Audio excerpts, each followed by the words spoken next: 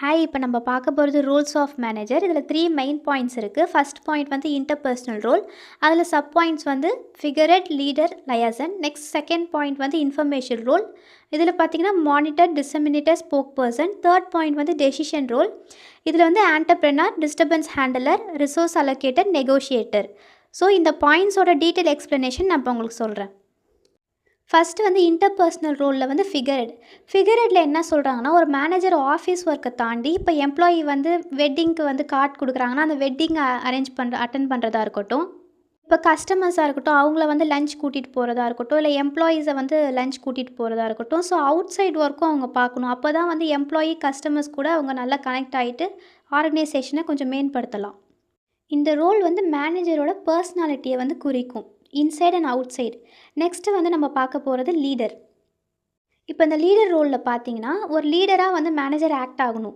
எதுக்குன்னா, இப்போ எதாவது பிரச்சனை வந்து அதை போய் சால்வ் பண்ணுறதா இருக்கட்டும், இல்லை எம்ப்ளாயிக்கு வந்து டவுனாக இருந்தால் அவங்கள போய் சப்போர்ட் பண்ணுறதா இருக்கட்டும், எல்லா விஷயத்தையும் கரெக்டாக கம்யூனிகேட் பண்ணுறதா இருக்கட்டும், ரூல்ஸ் அண்ட் ரெகுலேஷன், இப்போ டாப் ஹெட்லேருந்து என்ன இன்ஃபர்மேஷன் வருதோ அதை வந்து கரெக்டாக வந்து கம்யூனிகேட் பண்ணுறதா இருக்கட்டும், எம்ப்ளாயீஸை வந்து கரெக்டாக மோட்டிவேட் பண்ணுறதா இருக்கட்டும், கோல் ரிலேட்டடாக.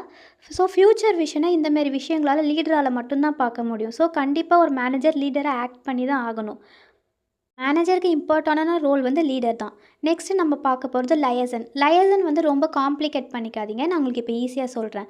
ஒரு மேனேஜர் வந்து பிரிட்ஜ் மாதிரி ஆக்ட் ஆவார். இப்போ எதுக்குன்னா, ஒரு ப்ரொடக்ஷன் குரூப்லேருந்து சரி மார்க்கெட்டிங்க்கு அங்கே கனெக்ட் பண்ணுறதா இருக்கட்டும், இல்லை மார்க்கெட்டிங்லேருந்து ப்ரொடக்ஷனில் இன்ஃபர்மேஷன் கனெக்ட் பண்ணுறதா இருக்கட்டும். ஸோ ஒரு பிரிட்ஜ் மாதிரி ஆக்ட் பண்ணுவார். இதனால் வந்து பிரச்சனை வராமல் இருக்கும். இதனால் இப்போ ரிசோர்ஸ் அலோகேட் பண்ணுறதுல எந்த பிரச்சனையும் வராது. இப்போ மீட்டிங்கும் அவரே அரேஞ்ச் பண்ணிவிடுவார். கான்ஃப்ளிக்ட் வந்தாலும் அவரே பார்த்துப்பார். ஸோ லயர்ஸ்ன்றது இதுதான், ஒரு 2 குரூப்ஸ்க்கு நடுவில் ஒரு பிரிட்ஜ் மாதிரி ஆக்ட் பண்ணுவார். நெக்ஸ்ட்டு வந்து நம்ம பார்க்க போகிறது மானிட்டர்.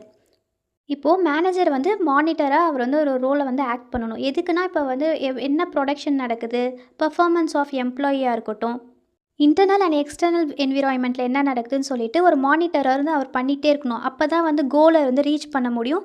ஃப்யூச்சர் டிமாண்டுக்கு ஏற்ற மாதிரி நம்ம மேனேஜ்மெண்ட்டு ஆர்கனைசேஷனை கொண்டு போக முடியும். ஸோ ஒரு மேனேஜர் வந்து மானிட்டர் வந்து இம்பார்ட்டண்டான ரோல். நெக்ஸ்ட் நம்ம பார்க்க போகிறது வந்து டிசிமினேட்டர் அண்ட் ஸ்போக் பர்சன்.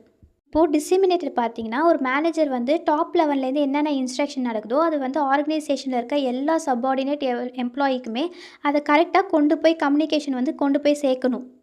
அது பேர் தான் டிசிமினேட்டர் சொல்லுவாங்க. லைக் கல்ச்சர் ஆஃப் ஆர்கனைசேஷனை இது மூலிமா கரெக்டாக மெயின்டைன் பண்ண முடியும். நெக்ஸ்ட்டு நம்ம பார்க்க போகிறது ஸ்போக் பர்சனில் மேனேஜர் வந்து ஆர்கனைசேஷனை பற்றி ஸ்டேக் ஹோல்டர்ஸ்கிட்டையும் ஷேர் ஹோல்டர்ஸ்கிட்டையும் சொல்கிறதா இருக்கட்டும், இல்லைனா வந்து அவுட் சைட் வேர்ல்டு பீப்புள்ஸ் கிட்ட வந்து ஆர்கனைசேஷன் பற்றி